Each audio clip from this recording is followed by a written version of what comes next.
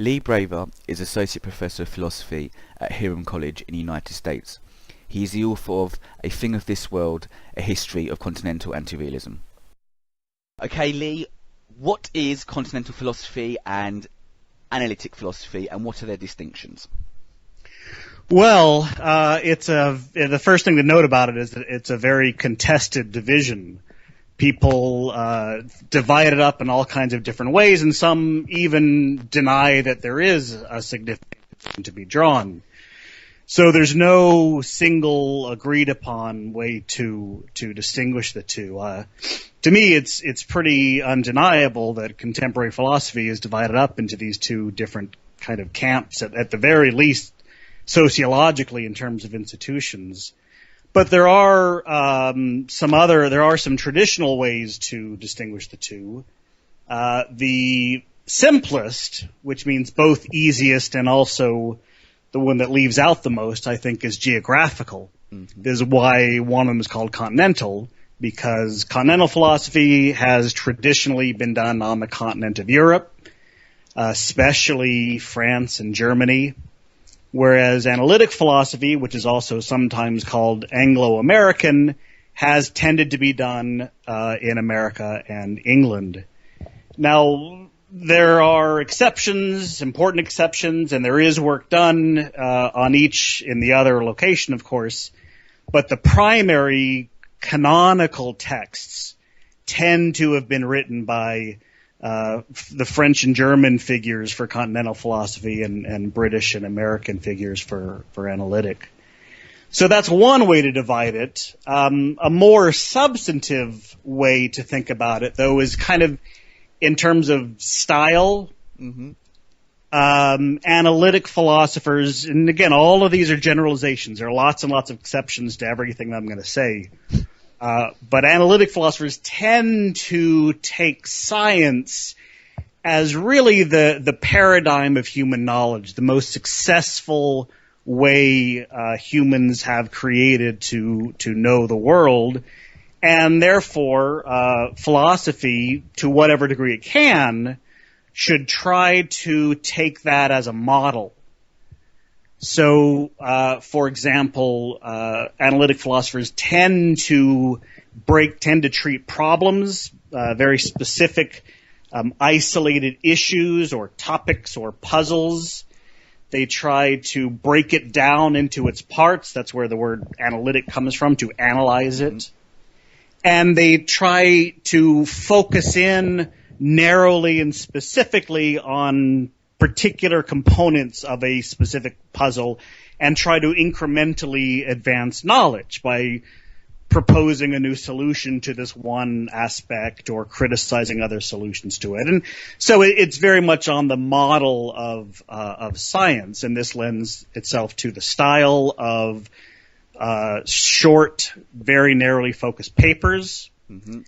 And it tends to be a number of people have made this comparison, it tends to also be done in the style of what Kuhn called normal science, where everyone pretty much agrees on the definition of the problem, on the terms to be used, on the kinds of moves that are legitimate. And I think that's why analytic philosophy tends to tout its clarity. It reads as clear because the people engaged in it have a lot of agreed on terms in common. For continental philosophers, in general, art, especially literature, history, the human sciences, the Geisteswissenschaften, these are taken to be the real models that philosophy should base itself on. These are the kinds of disciplines that can accommodate and respect the complexity of the human condition. So they tend to write these massive tomes that are, on Kuhn's taxonomy, revolutionary science, because they try to really redefine the whole way we approach the topics. And even they try to redefine, the great figures try to redefine even the way that we do philosophy at all. Sure. So continental philosophy tends to be in a kind of a continuously unstable revolutionary phase, with each new figure proposing new kinds of moves to make and new terms to explain them in. And that's why I think continental philosophy comes across as much more obscure. Because with each new figure, you almost have to learn a new vocabulary to understand what they're doing. Surely. Go ahead. Just to clarify some points there. So, as you were saying with analytic philosophy, where they deal with certain standard definitions and terms that are already in wide practice, usually from the sciences, there isn't as much semantic revolution as there would be in the continental tradition, and that's why, to a certain extent, topics such as causation and explanation figure heavily in analytic philosophy as opposed to continental philosophy. Yeah, I wouldn't say that all the terms or even the majority of the terms are derived from science, but I think that there's much more agreement on which terms are appropriate to use in analytic philosophy. Whereas it's almost part of the definition of a great philosopher for continental thinkers that they come up with really new approaches that demand new terms.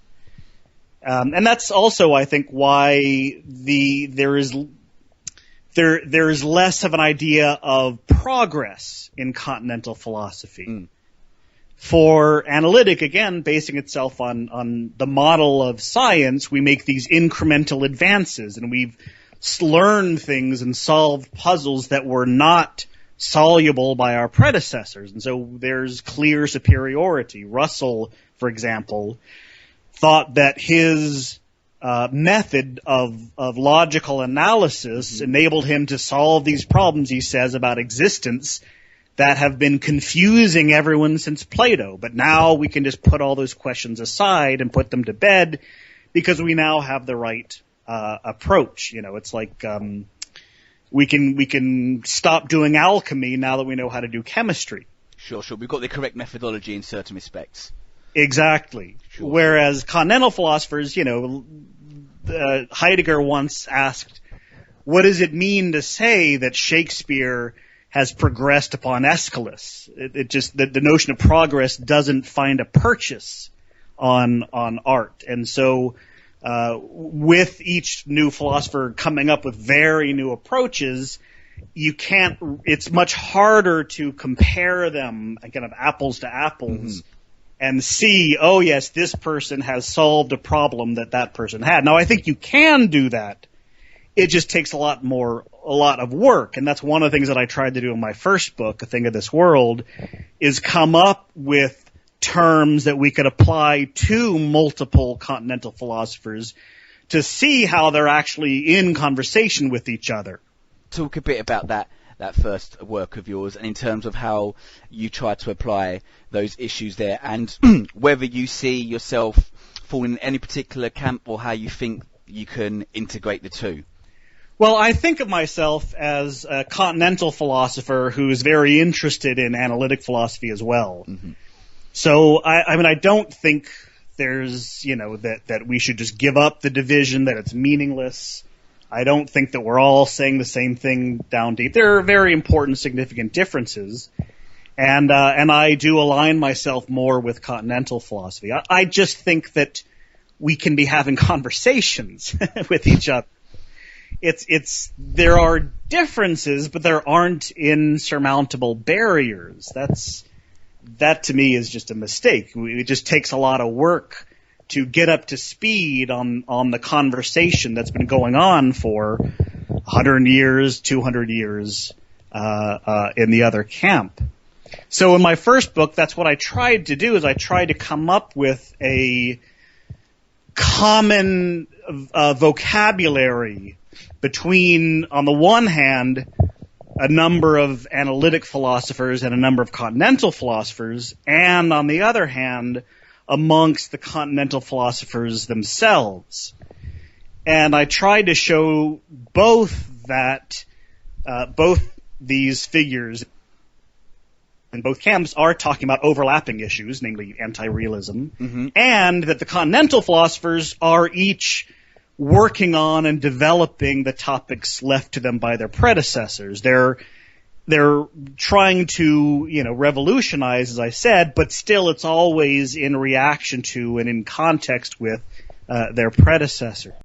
One main feature of your work in terms of trying to apply some of the aspects and issues from analytic philosophy and employing them whilst looking at continental philosophers. Some of your work's done interesting stuff on realism and anti-realism, and traditionally in the 20th century, realism and anti-realism has been associated with philosophy of science and analytic philosophy. Usually, although the debates have moved on quite a bit, but it's traditionally in the sense of whether scientific theories do literally describe reality and truth, and whether we should accommodate unobserved entities as being theoretically true ontologically. But in your work, you're saying that realism and anti-realism is just as applicable to continental philosophy, and this is an issue that interests me and other people that have done continental philosophy, so please expand on those points if you could. Yeah, that's exactly right. Anti-realism is a standard analytic topic in philosophy of science, but in other things as well. It's played a very important role in the origin of analytic philosophy, because Russell and Frege and Moore were very self-consciously and intentionally working in rebellion against Kant, the German idealists, the British idealists, that whole movement. They were trying to revive a kind of realism. For Frege and Russell, this meant a kind of an early Wittgenstein, a kind of logical realism. But they wanted to reject Kant's approach. And then after, in the 40s, 50s, 60s, then there started to be other figures who started to resurrect a kind of anti-realism, and on into the 60s and 70s. People like later Wittgenstein, Goodman, Putnam, Dummett, a whole bunch of figures. And what's interesting about this, something that Putnam has mentioned a number of times, is that anti-realism was founded basically by Kant. Now, if it was founded by Kant, he was the source of this idea. Surely he's as influential on continental philosophy as he is on anti-realism. So I figured we should be able to find this same topic if we can develop the right kind of lens, the right kind of, what I did was I set these theses of realism and anti-realism and looked for it in these continental philosophers. But the Kant said that, philosophers have always believed that the mind has an impact on experience, whether it's the senses, whether it's beliefs, whether it's various other factors. They've always seen the mind as contributing something to experience, but they've always seen that as a negative.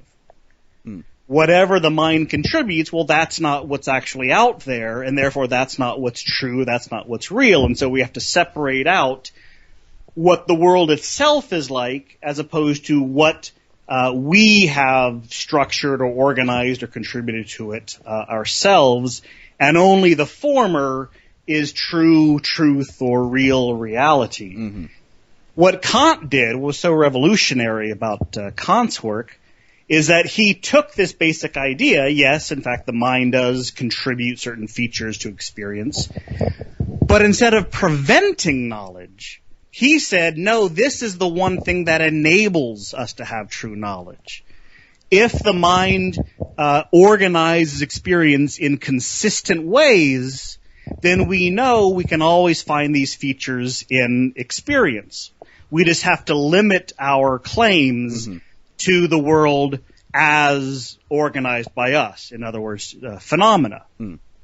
So for Kant, anti-realism was the solution, was the way to preserve science and genuine knowledge against Hume's challenge. And